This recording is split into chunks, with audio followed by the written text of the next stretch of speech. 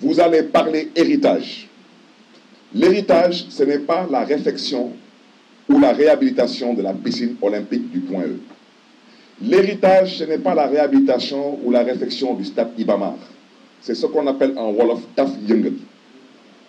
On vous dit, on doit aujourd'hui renouveler, c'est un exemple, le parc automobile du transport en commun à Dakar. Vous avez tout le budget, mais vous dites que vous préférez prendre les véhicules existants et faire des tôleries et peintures. Voici où on en est. C'est pourquoi je remets une couche. Et je n'en ai pas encore terminé avec eux. Parce que j'irai à l'étranger pour communiquer.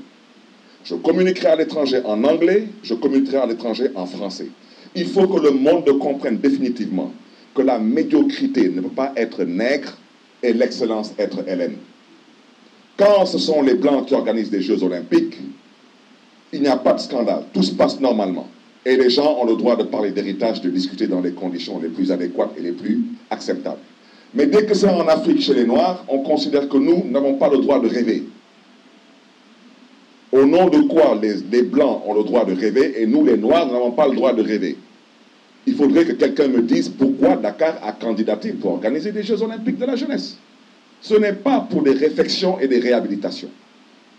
Je terminerai en mettant l'accent sur aujourd'hui les ligues et les fédérations. Aujourd'hui, je prends à témoin toutes les ligues et les fédérations qui ne se sont pas aplaties, pour ne pas dire qui n'ont pas encore été apprivoisées ou domestiquées. Qu'elles me disent en quoi est-ce qu'elles ont été impliquées dans l'organisation des Jeux Olympiques de la jeunesse Dakar 2026. En termes de budget, en termes de formation, en termes de, ça n'existe pas. Et la preuve, vous avez tous vu le palmarès du Sénégal lors des derniers Jeux Olympiques de Paris. On est parti à Paris, on est revenu avec 0 médaille. Vous savez pourquoi? Parce qu'il n'y a pas de politique sportive, il n'y a pas d'économie du sport, il n'y a absolument aucune volonté d'hisser le Sénégal au plus haut niveau en termes de sport. Et le Sénégal a toujours été un pays qui a brillé dans le monde en termes de sport.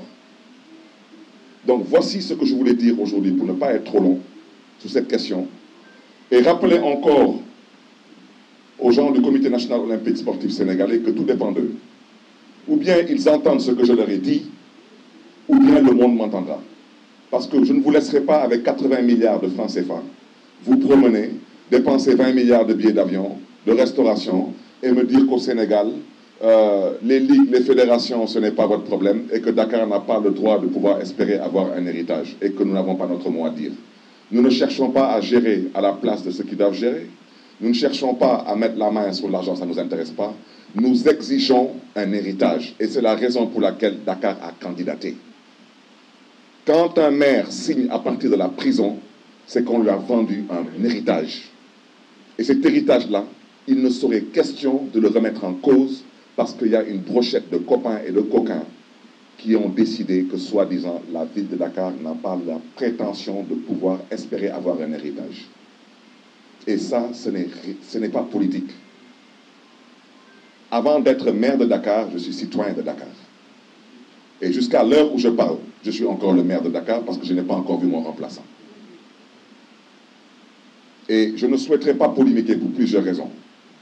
Je ne souhaiterais surtout pas polémiquer avec certaines personnes, je le répète, pour plusieurs raisons, surtout par rapport à la mémoire de feu Ousmane Tanor Dieng. Mais si les personnes me poussent à bout, je me battrai pour leur faire comprendre qu'ils ne m'impressionnent pas, parce que moi, ma responsabilité, je la connais.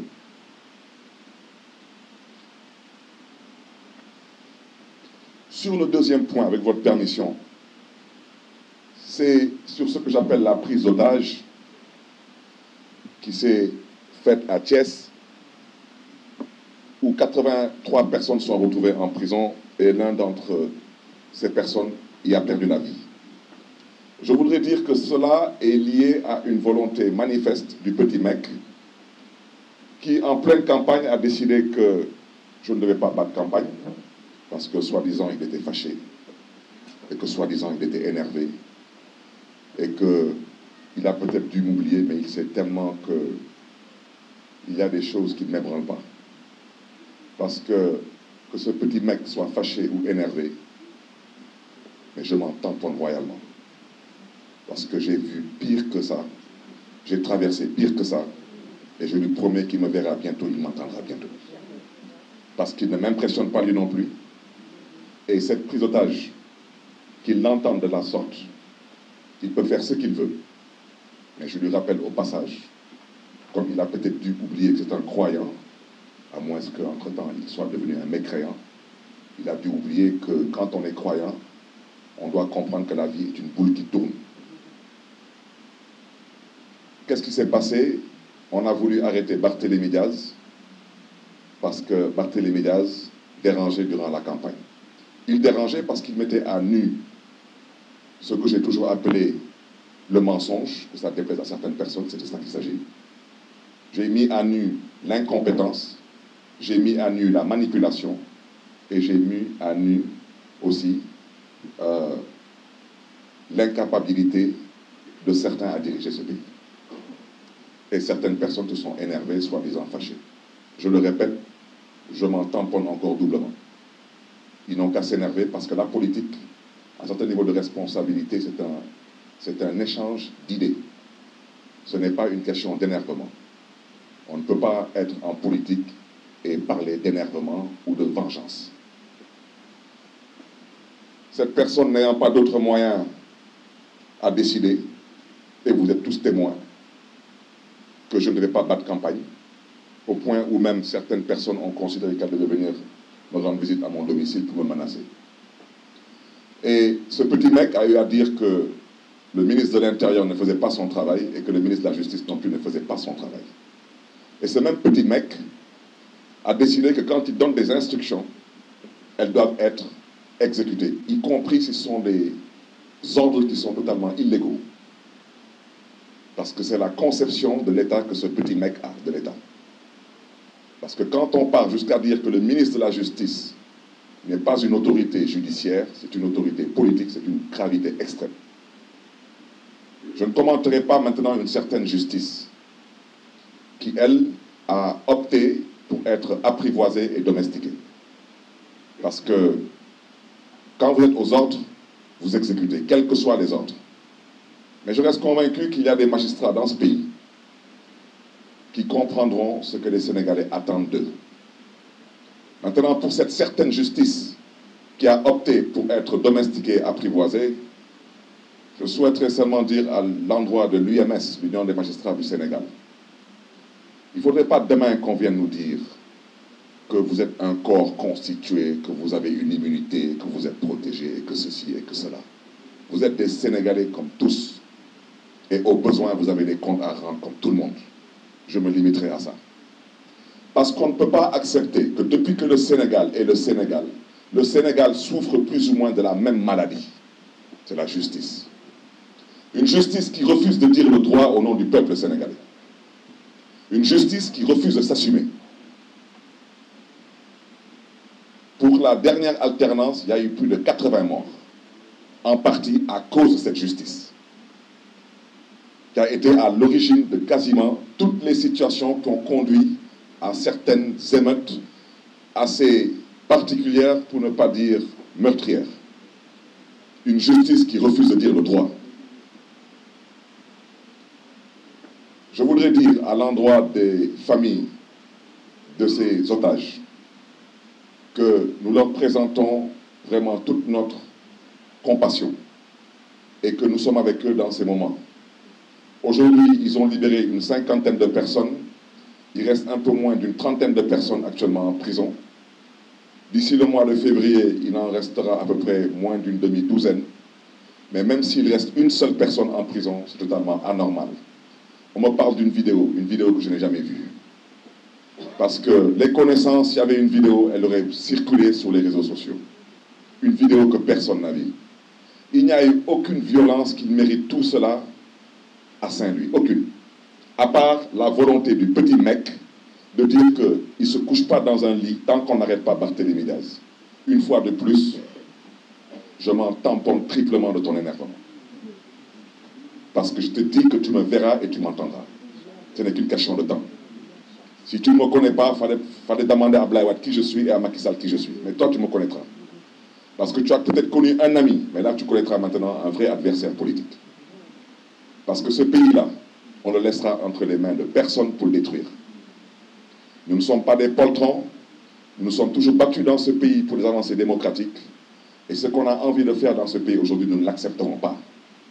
Je terminerai par le troisième point, c'est le braquage de la ville de Dakar. Tout ce que j'ai à dire concernant le braquage, je pense que quelqu'un qui s'amuse à braquer une banque, même s'il arrive à s'échapper, 20 ans après, si on l'attrape, je pense qu'il doit savoir où est-ce qu'il part. Je peux me tromper, mais je pense que quelqu'un, par exemple, est à Paris, il braque la BNP à la place Vendôme, il va se coucher aux Bahamas, et 20 ans plus tard, on l'arrête à Santorini. Je pense que c'est tout de même qui va passer là-bas en vacances. Bon. À l'endroit de ceux qui ont braqué la mairie de Dakar, je souhaiterais leur dire que quand on est braqueur, on est braqueur. De banque ou d'institution, on est braqueur. Eux, comme tous les complices qui ont participé à ce braquage, je souhaiterais seulement leur rappeler qu'on parle d'un braquage. Prendre une institution, l'encercler par des forces de l'ordre et dire que l'élu n'a pas le droit de rentrer dans cette institution, c'est un braquage.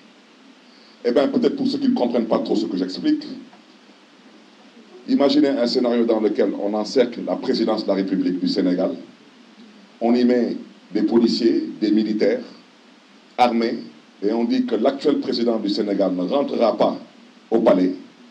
J'espère seulement que vous allez réussir votre coup, parce que si vous ne le réussissez pas, on l'appelle dans un autre jargon un coup d'État. Et quand on vous attrape pour un coup d'État, vous savez exactement le sort qui vous est réservé. C'est ce que je voulais dire. J'ai été un peu long, et avec votre permission, vous me permettrez de synthétiser tout cela en Wolof, je serai beaucoup plus bref. Du corps et de certaines personnes qui nous ont accompagnés durant les dernières élections législatives. Une prise d'otage qui a duré déjà 2 mois et qui malheureusement, par la volonté de celui que j'appelle le petit mec, qui se dit être un PM, malheureusement, de par sa volonté, cette prise d'otage va continuer pour certaines autres personnes qui sont injustement et arbitrairement actuellement en prison à Saint-Louis. Je terminerai ce point de presse par vous donner rapidement mon point de vue sur ce que j'appelle le braquage sur la mairie de Dakar. C'est de ça qu'il s'agit. Il ne s'agit pas d'autre chose, il ne s'agit pas de droit. Il s'agit ni plus ni moins que d'un braquage. Avec votre permission, comme vous le savez, lors d'une retraite municipale de la ville de Dakar, à Saly, et je rappelle que cette retraite a été organisée par les soins de la mairie de Dakar, et je rappelle que ceux qui ont été invités pour participer à cette retraite ont été invités pour venir participer et exposer surtout au conseil municipal qui jusqu'à présent, quelle que soit l'injustice qui s'abat sur ma modeste personne et sur la ville de Dakar, jusqu'à présent je suis le maire de Dakar, n'en déplaise à certains détracteurs. Alors je voudrais dire que suite à cette retraite, il y a des gens qui ont été invités et ils devaient venir pour exposer pour le compte du COJOJ, le comité d'organisation des Jeux Olympiques de la jeunesse. Ils avaient l'obligation de venir exposer au conseil municipal les tenants et les aboutissants liés aux préparatifs des Jeux Olympiques de la jeunesse Dakar 2026. Grande fut ma surprise et notre surprise de voir des gens invités par le maire de Dakar que je suis décider de ne pas rentrer dans la salle au prétexte qu'il y a une situation politique qui ne les regarde pas. Et je rappelle que ces gens m'ont toujours parlé, bien avant cette situation, avec beaucoup de respect et de déférence. Pour ne pas dire, ces gens, à la limite, me suppliaient de jouer le jeu. Et j'ai décidé de parler. Parce que pour ceux qui pensent que Barthélémy Diaz n'est plus le maire de Dakar, et qu'ils pourront se permettre de faire ce qu'ils veulent, je le répète, ils se trompent lourdement.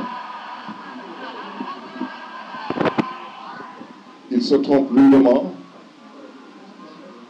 Je voudrais dire ici avec force, à l'endroit de cette personne qui s'est permise de prendre la parole, pour à la limite vouloir me dénigrer. Cette personne, je voudrais lui dire, à lui et à sa brochette de copains et de coquins, que je serai l'absent le plus présent dans vos rêves et je serai l'absent le plus présent dans vos cauchemars. Ce que j'ai dit, je ne reviendrai pas dessus. J'ai dit que ne pas dire la vérité, c'est devenu aujourd'hui une pratique courante au Sénégal. Mais comme il y a des mots qui choquent, je ne souhaiterais pas utiliser certains mots pour l'instant. Mais si vous pensez une minute qu'on vous laissera le soin de vous promener dans cette ville avec 112 millions d'euros, à peu près 80 milliards de francs CFA, entre copains et coquins, faire ce que vous voulez, vous vous trompez lourdement. Nous ne l'accepterons pas. Je rappelle que le Comité national olympique sportif sénégalais, le CNOS, n'est pas signataire du contrat d'hôte de l'organisation des Jeux olympiques de la jeunesse Dakar 2026. Je souhaiterais dire que dans ce contrat d'hôte, il n'y a que 3 signataires. Il y a la mairie de Dakar, il y a l'État du Sénégal et il y a le Comité international olympique qui se trouve en Suisse. Et si quelqu'un veut apporter un démenti, comme on n'est pas en mesure de dire la vérité aux Sénégalais, qu'il apporte un démenti avec des preuves. Et arrêtez de prendre le peuple sénégalais, particulièrement le peuple de Dakar, pour une bande de canards sauvages que nous ne sommes pas. Parce que trop, c'est trop. Voici les gens qui ont 80 milliards, ils vous diront seulement que pour les billets d'avion et pour la nourriture liée à ces jeux, ils comptent dépenser une vingtaine de milliards. Je vous commencerai à parler, parce qu'il faut que les Sénégalais ouvrent leurs yeux, ouvrent leurs oreilles et commencent à écouter. Parce que du moment où je suis interpellé, j'aurais bien aimé avoir une conversation avec cette personne qui m'a interpellé. Mais du moment où cette personne avoue ouvertement que le maire de Dakar n'a pas tous les éléments, il confirme ce que j'ai dit. Il confirme que j'ai dit que c'est la mairie de Dakar qui a candidaté pour que Dakar puisse accueillir les Jeux olympiques de la jeunesse Dakar 2026 et non le Comité national olympique sportif sénégalais, ni l'État du Sénégal. Je répète, c'est la ville de Dakar et c'est les villes qui candidatent. Et tous les spécialistes du monde sportif et tous les connaisseurs du monde olympique savent très bien que ce sont les villes qui candidatent et non les États. On n'a pas parlé de la France 2024, on a parlé de Paris 2024. Les prochains Jeux se tiendront normalement aux États-Unis. On ne parle pas de États-Unis 2000, je ne sais pas quoi. On parle de Los Angeles 2000, etc. Ce sont les villes et non les pays. J'ai déjà dit, et pour ceux qui veulent apporter un démenti, qu'en tant que maire de Dakar, je suis le président du comité d'organisation des Jeux olympiques de la jeunesse Dakar 2026. Et vous pouvez aller visiter les archives. La dernière fois qu'on a célébré ici Dakar en jeu, j'ai été, pour ne pas dire supplié, par certains membres du CNOS pour venir rehausser de ma présence cette manifestation. Ça se tenait au monument de la Renaissance. Alors, voici des gens qui aujourd'hui, parce qu'il y a une situation politique qui est ce qu'elle est, ont décidé aujourd'hui d'outrepasser leurs prérogatives et de vouloir quelque part légaliser leur forfaiture, et nous ne l'accepterons pas. La seule chose que j'ai eu à dire, et je réitère mes propos, Dakar accueille des Jeux olympiques après avoir candidaté pour ces Jeux olympiques. Dakar a le droit de demander où se trouve l'héritage de Dakar. Je vous invite à aller regarder l'héritage de Paris 2024. Et Dieu seul sait que je ne pense pas que la France ait besoin aujourd'hui de pleurnicher pour obtenir un héritage lié à des Jeux olympiques. Quant à nous, et c'est là où je vais interpeller la personne qui a eu à m'interpeller, ainsi que sa brochette de copains et de coquins, je vous demande si oui ou non vous avez 80 milliards pour organiser ces Jeux. Je rappelle que dans l'organisation de ces Jeux, l'État du Sénégal mettra de l'argent sur la table. Je rappelle aussi que la ville de Dakar mettra de l'argent sur la table. Et ils le savent très bien. Combien d'argent ont-ils obtenu? Parce qu'eux ne mettent pas d'argent sur la table. C'est l'argent du CEO. Je leur demande seulement de dire aux Sénégalais, est-ce qu'ils confirment que sur 80 milliards de budget, est-ce qu'ils confirment qu'ils ont à peu près 20 milliards de restauration et de billets d'avion? C'est oui ou non? Mais franchement, j'ai le droit de vous demander tout de même où se trouve l'héritage de Dakar. À Paris, ils ont obtenu une nouvelle piscine olympique en face du Stade de France. C'est un joyau qu'on aperçoit à partir du périph' et qui fait la fierté de Paris aujourd'hui. Je l'ai déjà dit, le village olympique à Paris a été transformé en logements sociaux. Il y a eu des lignes de transport public supplémentaires qui ont vu le jour, que ce soit en termes de métro ou en termes de tramway. Et je peux continuer à en parler. Donc une ville a le droit de vous demander, sur 80 milliards, si vous avez le temps de mettre 20 milliards dans les billets d'avion et dans la restauration. Au passage, j'aimerais bien savoir quelles sont les sociétés qui seront impliquées dans tout cela, même si ce n'est pas à la ville de Dakar d'organiser le transport et la restauration. Je pense tout de même que le maire de Dakar que je suis, j'ai tout de même le droit de demander à ce qu'on prenne en compte les entreprises dakaroises et les entreprises sénégalaises. C'est 80 milliards. Mais sur 80 milliards, est-ce que quelqu'un dans ce pays pense que c'est trop demandé à ce qu'on aménage la corniche des HLM? On leur a remis un dossier déjà étudié, chiffré et ficelé pour à peu près 4 milliards et demi. Est-ce qu'ils pensent que c'est trop demandé d'aménager le parcours sportif sur ce que j'appelle le boulevard de la Gueule-Tapée? Et je rappelle que le boulevard de la Gueule-Tapée traverse aussi bien la commune de la Médina que la commune de Fass-Colobane-Gueule-Tapée. Pour la corniche des HLM, ce serait aujourd'hui une corniche qui serait aménagée pour pouvoir polariser toute la population de Grand Dakar, de Biscuiterie et des HLM. Et bien sûr, le Anne Bel-Air pour qu'ils puissent venir faire du sport. Et le troisième projet qu'on avait proposé, c'était un projet qui devait consister à aménager une corniche, pour ne pas dire un parcours sportif, sur l'extension de la VDN 3. Donc tous les trois projets sont tous des projets liés à l'esprit des Jeux Olympiques de la jeunesse. Je rappelle que Dakar, il n'y a qu'un seul parcours sportif à Dakar. C'est le parcours qu'on connaît tous sur la corniche Est. Tous. Vous voyez aujourd'hui les gens qui viennent des HLM, qui viennent de Grand Yoff, qui viennent des SICAP, qui viennent d'autres communes, qui traversent quasiment une bonne partie de Dakar seulement pour aller se retrouver sur le seul parcours que dispose Dakar. En quoi est-ce qu'aujourd'hui c'est trop demandé d'aménager un parcours sportif sur la corniche des HLM, un parcours sportif sur le boulevard de la Gueule-Tapée et un parcours sportif sur l'extension de la VDN 3. Et tous ces trois projets réunis ne coûteront pas 10 milliards. Je rappelle que la ville de Dakar n'attend rien de personne. À l'heure où je parle, nous avons déjà commencé à aménager des jardins, mais surtout des aires de jeu, en l'occurrence des terrains de football synthétique. Le dernier en date, vous pouvez aller le vérifier, c'est à Cambérène. Nous sommes déjà actuellement en train de finaliser la tribune avant de mettre le terrain synthétique. Allez aujourd'hui dans la commune de Dieuppeul-Derklé-Castor, vous verrez ce que la mairie de Dakar a eu à faire. Allez dans d'autres communes, vous verrez les efforts que la mairie de Dakar a eu à faire. Nous ne sommes pas des mendiants. Nous exigeons le respect, et particulièrement du CONOS. Parce que ce cirque va arrêter. Je ne fais pas partie des gens qu'on intimide, et je ne fais pas partie des gens qu'on impressionne. Surtout quand ce sont des gens qui ne méritent pas ma considération. Je dis, je répète, pour le compte et le nom de la ville de Dakar, nous allons parler d'héritage. Et si nous n'arrivons pas à parler d'héritage ici, nous allons nous organiser pour nous faire entendre à l'étranger. Parce que nous savons c'est quoi le monde olympique. Et nous savons que représente le monde olympique.